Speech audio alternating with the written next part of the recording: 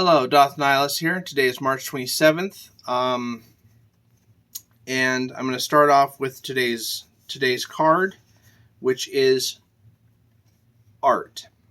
Now, art is represented by the zodiacal sign Sagittarius and by the Hebrew letter SAMEKH. And according to this lovely book here, Understanding Aleister Crowley's Thoth Tarot by Lon Milo Duquette, he says, art is the coagula to the lover's salve. And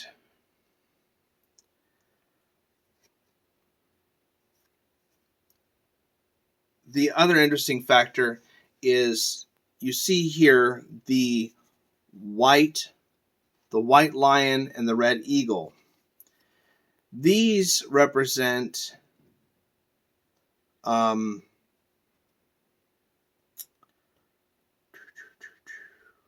is it? Okay, so flanking the cauldron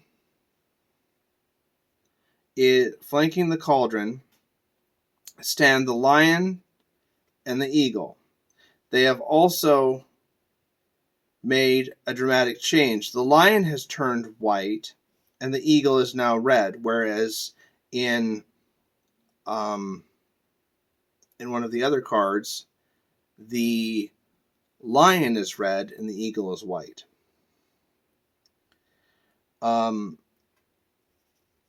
Having transmuted to their opposite characteristic by the dual baptism of fire and water, the union of the white and red tinctures. So these are alchemical symbols, and this here is represents the Orphic egg. I am not entirely sure.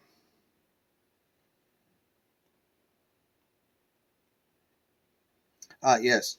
First of all, notice that the figures in the forefront of the card are positioned before a huge golden egg. This is, of course, the Orphic egg, and everything we see happening in front of the egg is actually the secret work that is being done inside. So what's interesting is that alchemy originally, the point of alchemy was very much based in chemistry. And that's where our science of chemistry comes from. It comes from alchemy.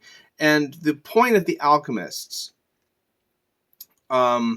which is interesting because if you break apart the name alchemist, alchemist, so like al meaning the diviner, I believe al means like diviner or divinity or something of that nature, and chem refers to the ancient name for Egypt. So alchemist, which is like the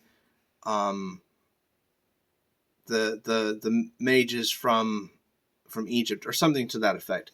I remember listening to a video talking about that, and I just thought that was very interesting. But alchemy, or the point of alchemy, was originally to learning how to A, turn base metals into gold, and B, to create what it was called the Philosopher's Stone, which had the ability of creating a elixir of life. And so these are alchemical symbols. But what's interesting now is that the idea of spiritual alchemy, of using the Solve et Coagula formula on one's spiritual self is a very new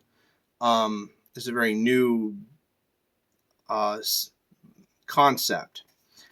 But anyways, so going from that, I'm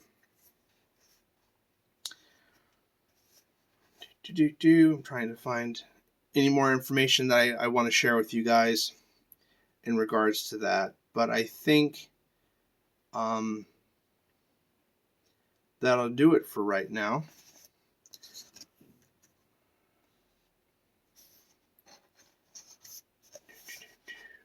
One last go through, just make sure. Sagittarius means the archer. Traditional image of this card is that of Diana, the huntress, which is interesting. The Saturnian imagery is almost completely smothered in alchemical symbolism. This card represents the consummation of the royal marriage, which took place in Atu 6.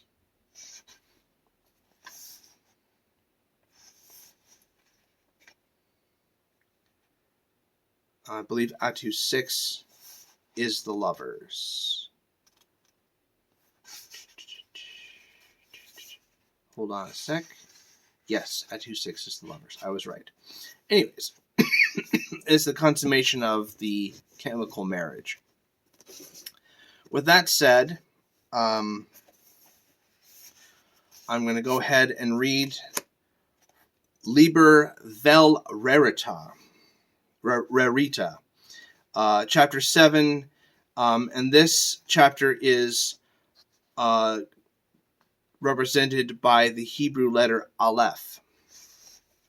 So, then in the might of the lion did I formulate unto myself that holy and formless fire, which darteth and flasheth through the depths of the universe. Now there's a Hebrew word here. I have no idea what it means, because I'm not very good at Hebrew yet. I'm getting there. I'm learning. That's the important thing. I'm learning how to read Hebrew and Greek. Anyways, at the touch of the fire Quadash, the earth melted into a liquor clear as water. At the touch of the fire Quadash, the water smoked into a lucid air. At the touch of the fire Quadash, the air ignited and became fire. At the touch of the fire Quadash, O Lord, the fire dissipated into space. At the touch of the fire Quadash, O Lord, the space resolved itself into a profundity of mind.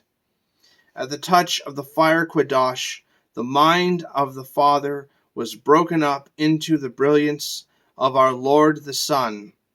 At the touch of the fire Quadash, the brilliance of our Lord was absorbed in the knot of Our Lady of the body of the milk of the stars.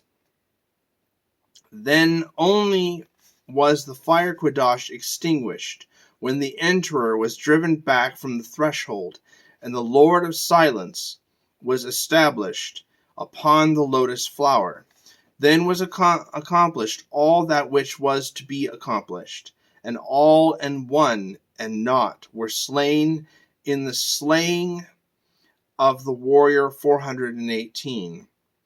In the slaying of the subtlety that expanded all these things into the 12 rays of the crown, that returned unto one, and beyond one, even unto the vision of the fool in his folly, that chanted the word ARARITA, and beyond the word and the fool, yea, beyond the word and the fool. So the one thing for me that kind of stands out is when it talks about the brilliance of our Lord was absorbed in the knot of Our Lady of the body of the milk of the stars.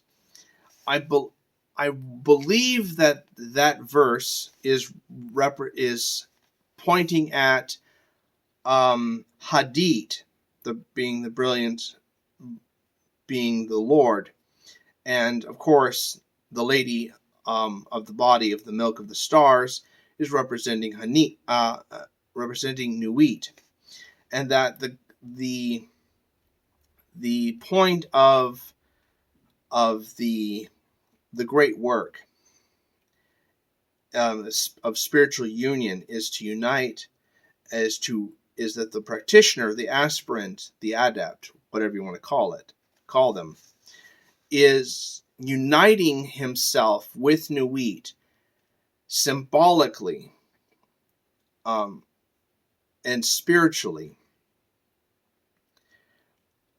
as taking on that representation of Hadith, and that the adept is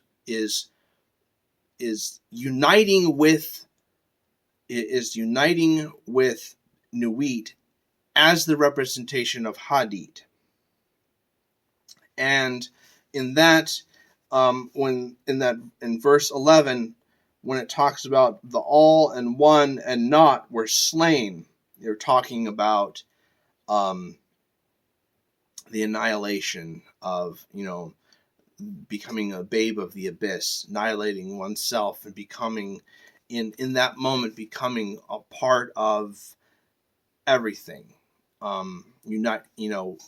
Samadhi, as you would want to call it. And it's also, there's a lot of, I feel that with the all, the one, and not, it's also referring to the equation of 0 equals 2. And that concept, as it relates to the adept and and the adept's relation to Nuit and to the cosmology of reality within Thelema. So that's my take on this verse. Now, the fire Quadash, it kind of reminds me of the imagery of the art card about how the Orphic egg, surrounded by these alchemical elements, is creating something new.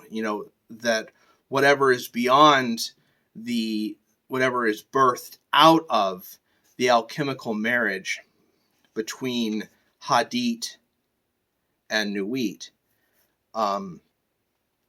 is the point of the great work. And for me, it's a beautiful image, just picturing it in my mind, of uniting yourself with divinity as a whole, and melting away and becoming nothing, but also at the very same time becoming the very best of something. And so, anyways, those are my thoughts regarding today's reading and today's card.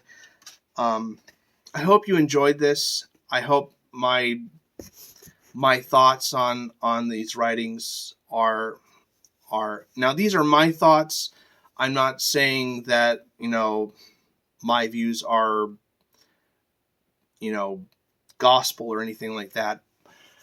They're just my opinions, and hopefully it's food for thought. Anyways, with that said, this is Doth Nihilist signing out, 156.93. I hope you guys are having a great holy Thelemic holy season, and I will talk with you all later.